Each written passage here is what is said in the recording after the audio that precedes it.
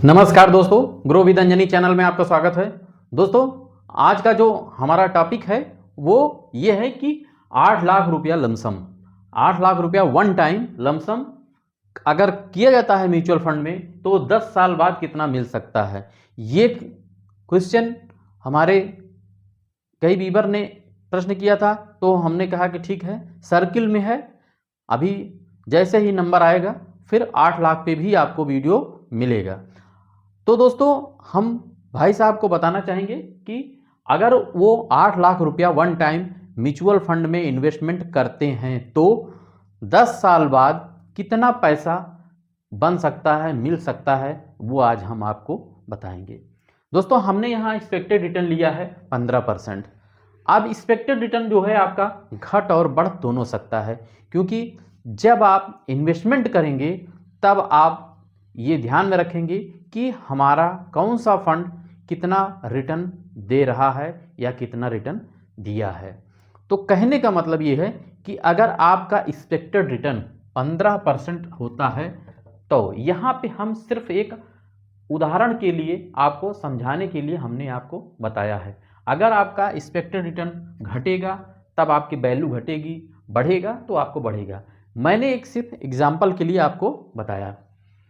तो यहाँ पे अगर आप 8 लाख रुपया म्यूचुअल फंड में वन टाइम सिंगल इन्वेस्टमेंट अगर करते हैं तो 10 साल बाद आपको कितना मिल सकता है, ये आप छोटा सा कैलकुलेशन देखें।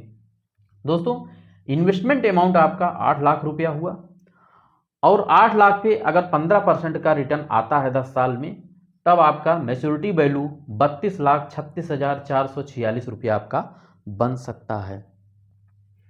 अब यहाँ आप देखें कि आपका जो रिटर्न बना, यानी कि 32,36,446 में 8 लाख रुपया तो आपका मूलधन ही है। अब अगर मूलधन को आप घटा देंगे तब आपने रिटर्न एक्यूर्ड किया, यानी कि आपने जो रिटर्न बनाया 24,36,446 रुपया, यानी कि जो 24,36,446 रुपया बना, इसी पे आपका long term capital gain tax लगेगा। यानी जो टैक्स का कैलकुलेशन होगा वो इसी पैसे पे लगेगा।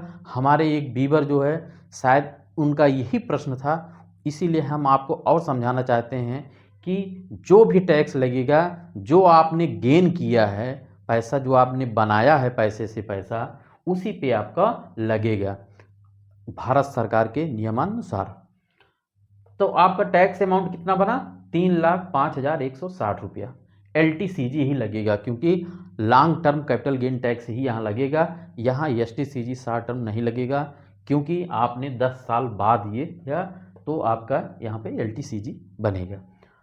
अब दोस्तों, आप जानते हैं कि जब भी आप लमसम करें, लमसम करते समय आपको बहुत सारी बातों का ध्यान रखना पड़ता है। जैसे आज के वीडियो में हमारा 8 लाख रुपया है।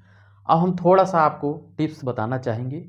अगर आप 8 लाख रुपया इन्वेस्टमेंट करना चाहते हैं म्यूचुअल फंड में, तो आप एक ही फंड में और इकट्ठा पैसा एक ही बार में ना डाल करके आप इस पैसे को थोड़ा सा डाइवर्सिफाइड करके, घुमा करके, आप चाहे वो STP के माध्यम से हो, चाहे SIP के माध्यम से, चाहे आप डायरेक्ट में ही करें, लेकिन टुकड़ों में करके।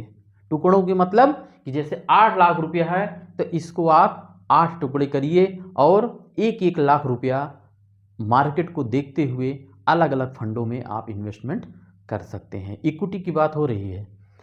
तो दोस्तों, इससे होगा क्या कि आपका जो आप अपने रिस्क को थोड़ा सा कम करेंगे और अपने फायदे को आप थोड़ा बढ़ा सकते हैं।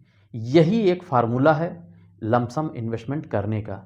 हमारे हर एक वीडियो में दोस्तों आपको कुछ न कुछ टिप्स जरूर मिलेगा।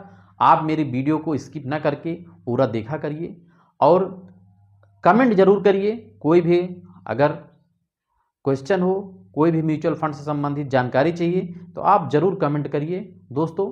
और हम अपने हर एक वीडियो में कुछ ना कुछ आपके लिए ज़रूरी चीज़ ज़रूर बताते हैं।